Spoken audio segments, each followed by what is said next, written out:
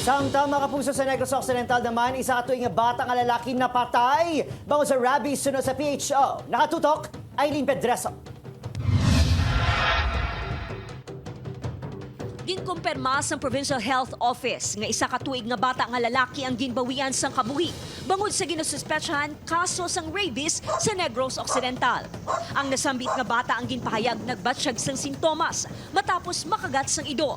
The 1-year-old na bata, so uli lang siya na big puso na kuha na big ang symptoms niya. Na-DSP na patay.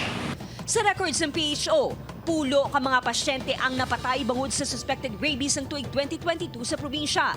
Nagdubo naman ang na-record nga kaso sa tinalikdan nga tuig nga naglapot lang sa ano. Gani ang dog owner nga si Fe, nagapati nga kontribusyon sa komunidad nga masiguro nga bakunado ang mga hinuptanan sini nga mga ido. Sa tion nga hindi ang mga ini makakadto sa veterinarian, agud i-update ang schedule ng vaccination. Sila na mismo ang nag-inisyar nga magpatawag sa opisina, agud babakunahan ang ila hinuptanan. Kung in kaso makakagat sila, kundi wala ka hadlok. Why ka fear nga maano ka?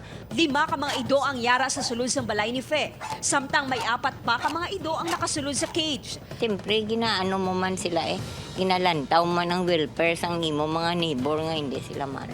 Abiso sang health expert sa publiko, sa tion nga makagat sa ido o kunkuring. Gilayon nga mga sang bulig sa malapit nga health center, agud gilayon nga madapatan sang bulong. Upod kay Ruel Bangoy, Aileen Pedreso.